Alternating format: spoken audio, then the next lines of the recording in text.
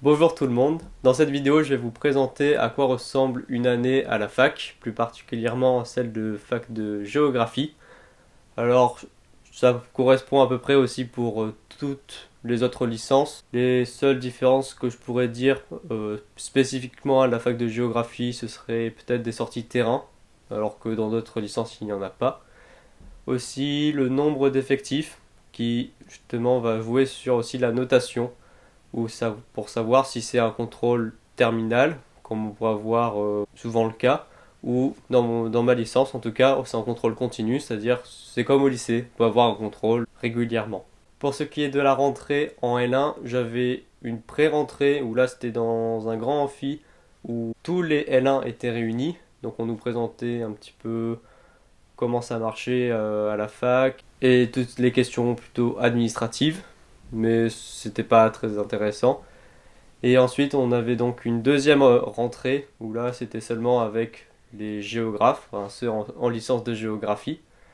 Et donc, c'était un de nos profs qui nous présentait un petit peu, donc nous donnait notre emploi du temps, comment ça allait marcher, nous dire justement si c'est un contrôle continu ou plutôt terminal ou encore un peu un mix des deux. Pour ma part, je connaissais personne, j'étais venu, je m'étais assis, puis j'avais écouté, puis une fois que la présentation par le prof était finie, je suis reparti dans mon appartement. Vous pouvez faire peut-être aller parler avec d'autres personnes, mais je pense que un peu tout le monde est dans le cas où personne ne connaît quelqu'un. Enfin, tout le monde est un peu seul au début, je pense. Donc si ça peut en rassurer quelques-uns. Ensuite viennent les premiers cours. Alors pour ma part, ça s'est toujours fait comme ça. Je sais pas si c'est les profs qui se sont mis d'accord ou si c'est juste un hasard, c'est que souvent la première semaine j'ai juste la moitié des cours et c'est seulement la deuxième semaine où j'ai ensuite tous mes cours. Mais j'ai jamais eu la première semaine de cours avec vraiment tous mes profs, une semaine on va dire pour normal. Donc ça permet de un petit peu une mise en jambe, que ce soit moins brutal après 2-3 mois de vacances et puis d'un coup avoir toutes ces heures de cours, à réviser encore ses cours le soir, etc. Peut-être que c'est juste le cas pour ma licence et c'est juste un hasard, mais peut-être que aussi pour vous, ça sera un peu étalé. Au début de l'année aussi, seulement en L2, j'avais eu deux sorties terrain. Donc là, c'est quand même assez spécifique à la fac de géographie, je pense, parce que je vois pas trop une sortie terrain dans d'autres licences. On était juste 40. C'est pour ça que c'est possible. C'est sûr, si vous êtes une licence où vous êtes 300, vous pouvez pas faire une sortie comme ça. À moins d'être avec un prof de TD, où là, vous pouvez peut-être avoir une sortie, mais je pense que ça reste assez rare. Pour les sorties terrain, à la fin, on avait donc souvent un compte rendu à faire. Pour ma part, j'avais une sortie terrain, c'était sur la biogéographie, où en fait on devait faire une estimation de la densité des végétaux sur une parcelle, savoir si c'était en fonction d'une exposition au nord ou une exposition au sud, par rapport au type de végétation aussi, quel était le pourcentage de cette plante sur l'ensemble, et savoir si elle était plus présente sur une face nord ou une face sud, tout ce genre de questions. Que l'autre sortie, c'était plutôt sur les cours d'eau, un petit peu sur ouais, l'écosystème qu'on peut avoir dans un cours d'eau. Alors ça c'était quand même, je pense que c'est juste pour la fac de Nice avec nos profs qui nous ont fait ces sorties. Peut-être que dans votre licence, si vous êtes ailleurs, les profs ne feront pas de sortie, mais je crois quand même que c'est assez répandu en géographie. Et vous aurez certainement une autre sortie terrain, pas exactement comme ce que j'ai eu, à part si vous allez à la fac de Nice justement. Pour ce qui est de l'emploi du temps, on a donc des CM, c'est-à-dire des cours en amphi. Au début, en première année, on peut être mélangé avec d'autres licences, parce qu'il y a des UE découvertes, et c'est aussi le cas pour la géographie. C'est que au début de l'année, on doit choisir une autre matière en plus de nos cours. C'est-à-dire qu'on a nos cours de géographie, et on doit choisir une matière qui peut être par exemple de l'histoire, de la sociologie, de l'ethnologie.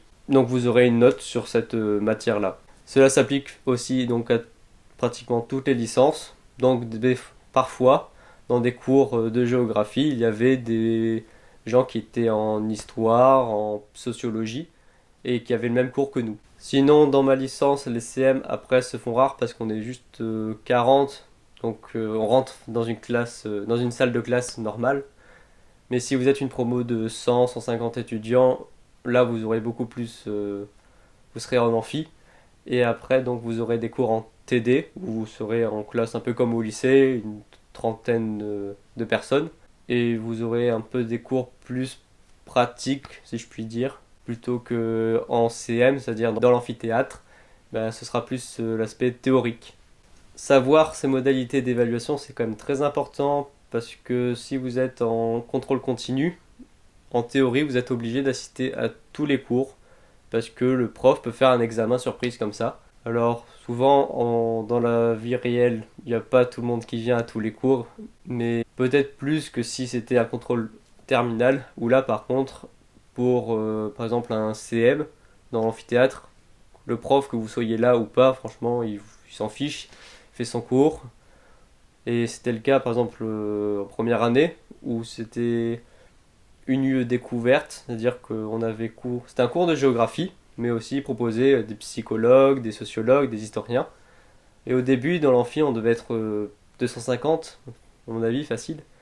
Et à la fin, juste parce que les gens n'aimaient pas le cours, eh bien, on était seulement, à mon avis, 80 dans l'amphithéâtre. Parce que les gens comprennent que si tu viens ou tu viens pas, bah, on s'en fiche finalement, parce que ce qui importe, c'est le contrôle à la fin, où il n'y a qu'un seul contrôle.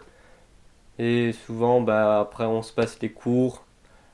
Ceux qui viennent, bah, ils prennent des notes, ils les passent à la classe, etc. Si vous avez une bonne entente, en tout cas, avec, avec votre classe. Pour le nombre d'heures de cours par semaine, par rapport au lycée, ça n'a rien à voir. Ça dépend. Pour la fac de géo, en tout cas à Nice, on était à 14-15 heures par semaine, pardon. Mais je pense quand même que ça varie parce que j'avais eu des retours sur la licence d'Avignon, je crois, en géographie où ils étaient un peu plus proches parfois des 18. Alors peut-être que ça varie d'une licence à une autre suivant la ville où vous êtes. Mais en tout cas, ça doit être en tout cas entre 15 et 20 heures de cours maximum, je pense. Le piège donc, c'est de se dire, bah, on n'a rien à faire parce qu'au lycée, on pouvait avoir 30 heures de cours par semaine. Là, t'en as 15, bon, tu peux faire la fête, etc. Mais c'est quand même très différent parce que c'est 2 heures de cours où le prof il parle juste à l'oral, donc c'est des prises de notes qu'on doit faire tout seul. Et un prof qui parle pendant 2 heures, il dit beaucoup plus de choses qu'un prof pendant 2 heures au lycée, où il peut être beaucoup plus pédagogue, expliquer plus en détail, peut-être avoir plus d'interaction avec les élèves aussi. 2 heures de cours à avoir dans une matière, ça implique plus de travail que si au lycée on avait eu aussi 2 heures d'une matière. Après, honnêtement, vous pouvez avoir facilement votre week-end de libre si vous travaillez quand même régulièrement pendant la semaine. Ça a été mon cas en première année où finalement j'avais quasiment rien à faire le week-end à part relire mes cours, mais ça me prenait 1 heure, 1 heure et demie. Je relisais un petit peu rapidement tous mes cours, puis après j'étais tranquille pour le reste de la journée. Ça vous laisse donc aussi le temps pour faire des activités à côté. Donc vous pouvez largement passer pas mal de temps à faire du sport ou passer du temps avec vos amis ou avoir d'autres activités culturelles par exemple. Le piège, je pense, à ne pas tomber dedans, c'est de prendre trop de retard parce que on peut se dire bah ça va, j'ai juste 15 heures de cours, si je bosse à fond, je peux rattraper facilement tout ce que j'ai pas travaillé avant. Mais je pense que ça se ressent après sur la note finale. Ce que nous disent les profs, c'est qu'il faut travailler au minimum pour 1 heure de cours, au moins 1 heure chez soi. Mais comme ils le disent, les profs, c'est quand même, je pense, un minimum. Vous pouvez travailler moins, vous passerez. Pareil, ça dépend aussi de chacun. Si vous écoutez bien en cours aussi, ça joue beaucoup.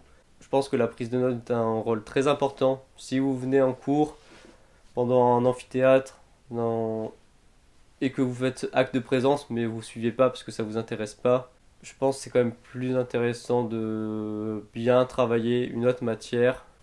Pour ce qui est des examens, si vous avez un contrôle continu, je vous conseille quand même vraiment de réviser assez régulièrement parce qu'un prof peut dire bah, la semaine prochaine il y aura un contrôle. Si vous étiez déjà un peu à la bourre, c'est un peu compliqué de rattraper. En plus, vous avez toujours vos cours à côté, donc il faut vraiment continuer à prendre les autres cours. Parce que sinon, vous prenez du retard, ça s'accumule, et après, au bout d'un moment, c'est plus rattrapable. Donc, je pense quand même, pour être le moins stressé et avoir de meilleurs résultats, c'est juste la régularité.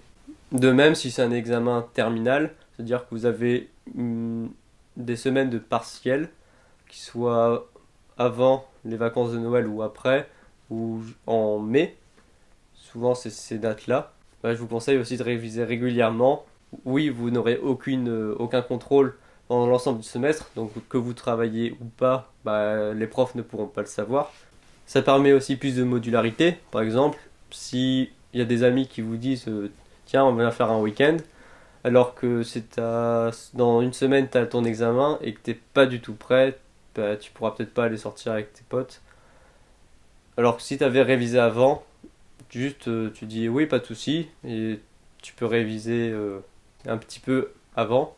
Pour les modalités d'évaluation, ça peut être des questions un peu type questions ouvertes. Dans la géographie humaine, c'était plus des questions ouvertes où il fallait faire. C'était pas une dissertation, c'est des questions à répondre, à rédiger. Ou à l'inverse, avec des matières plus géographie physique, là ça pouvait être des questions assez courtes. Ou encore, on peut avoir des QCM.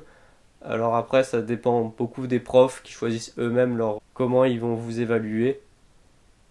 Mais vous pouvez donc avoir un peu tout type d'examen, que ce soit un QCM, des questions courtes ou de la rédaction. Enfin, pour ce qui est des vacances, donc il y a les vacances de Noël qui malheureusement ne sont pas toujours des vacances parce que vous pouvez avoir des examens après. Donc si vous n'aviez pas révisé du tout pendant le semestre, ben, ces vacances-là seront un peu des vacances révision.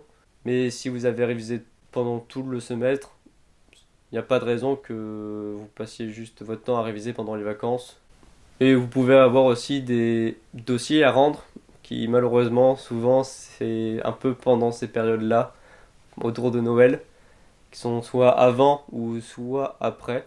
Ça prend quand même beaucoup de temps de faire un compte rendu d'un dossier ou de faire un DM, parce que souvent les profs, comme ils considèrent que vous êtes un peu chez vous, ils en attendent peut-être plus que si vous étiez à un contrôle sur table. Donc ça demande quand même pas mal de temps pour rédiger un rapport ou un devoir maison. Et sinon, pour ce qui est des vacances de fin d'année, c'est souvent autour de mi-mai que ça arrive. Donc c'est quand même très tôt par rapport au lycée, où là ça peut être plutôt en mi-juin.